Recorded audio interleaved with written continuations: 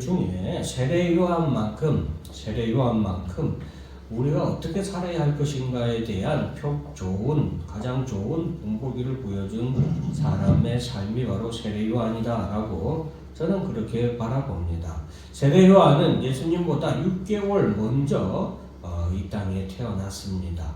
예수님보다 6개월 먼저 태어난 그는 예수님보다 앞서 활동을 하면서 예수님이 본격적으로 공생을 하시기 위한 좋은 길을 닦아놓는 역할이 바로 세례 요한의 뭐라고 해야 될까, 사역에 담당하는 사역의 내용이었습니다. 그래서 예수님이 예수 그리스도께서 메시아가 이 땅에 오셔서 그 복음을 전하고 사람들에게 나아가기 위하여 예비하는 길을 닦는 사람의 역할, 그것이 바로 세례 요한이었습니다. 그래서 세례 요한은 그러한 역할을 하고 자신의 역할이 다했을 때 또한 그 소명을 다하고 순교한 그런 사람인데, 자, 오늘 예수의 소문을 분방 헤롯이 듣게 되는데, 이 헤롯은 예수가 세례 요한의 영을 가진 그런 사람이라고 그가 착각을 하게 됩니다. 그래서 이것은 그만큼 그가 세례 요한에 대해서 두려워하는 그런 마음을 가지고 있는 것인데요. 자, 헤롯이 그 동생 빌립의 아내 헤로디아의 일로 요한을 잡아 결박하게 가두었다라고 했는데, 이 헤롯 왕이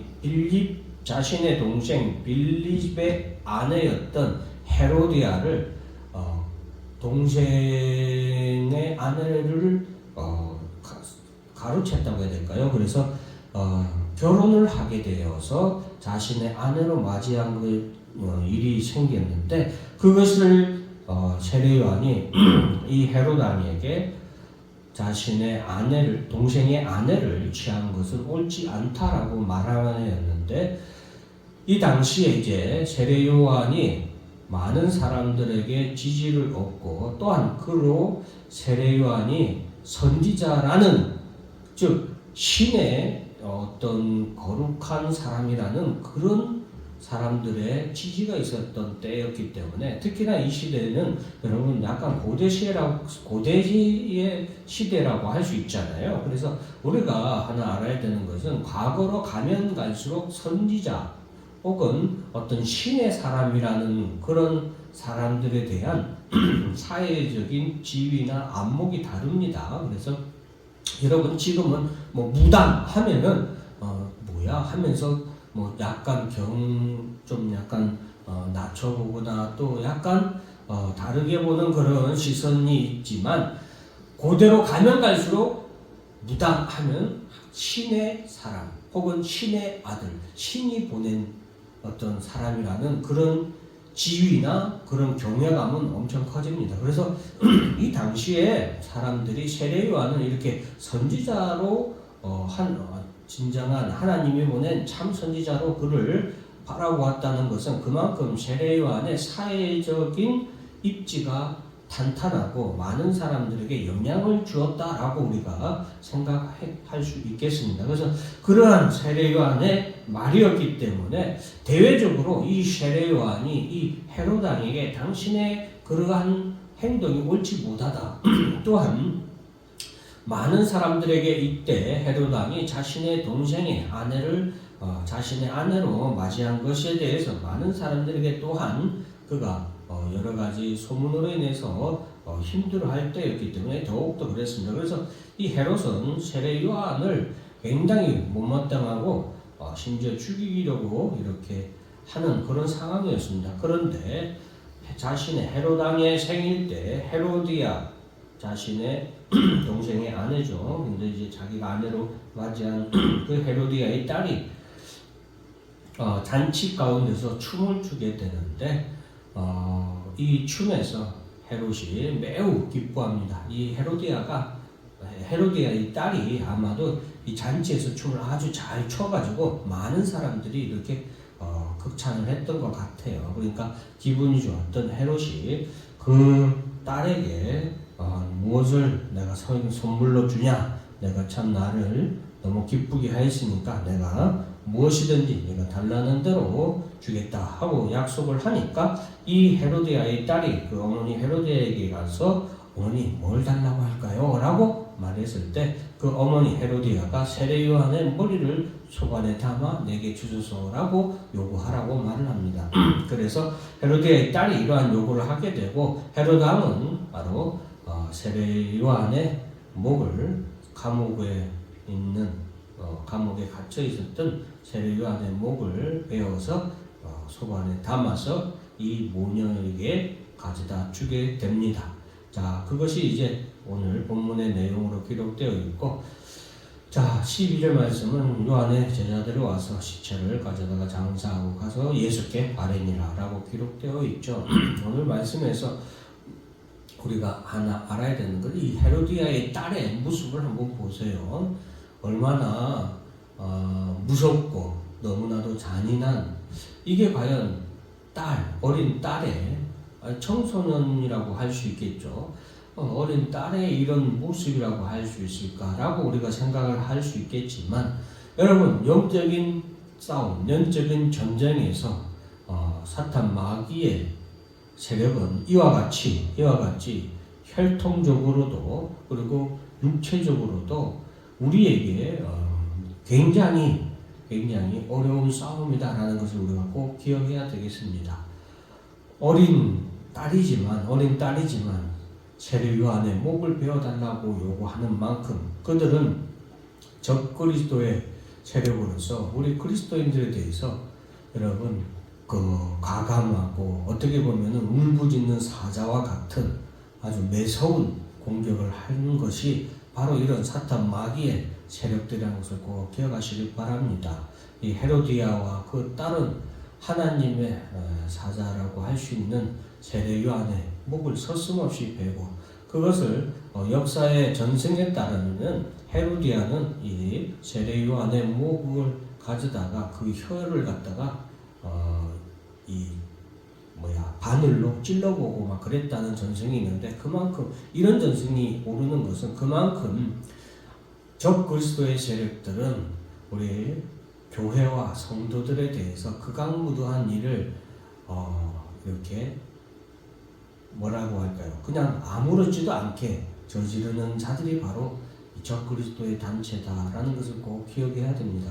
지금은 우리가 평화의 시대에 살아가고 있지만 우리나라도 불과 몇십 년 전에는 우리 6.25 때에도 얼마나 많은 그리스도인들이 저 북한 공산당 세력에게 북한의 공산당 세력에게 얼마나 많은 교인들이 죽고 학살을 당하고 했는지 발도 못합니다.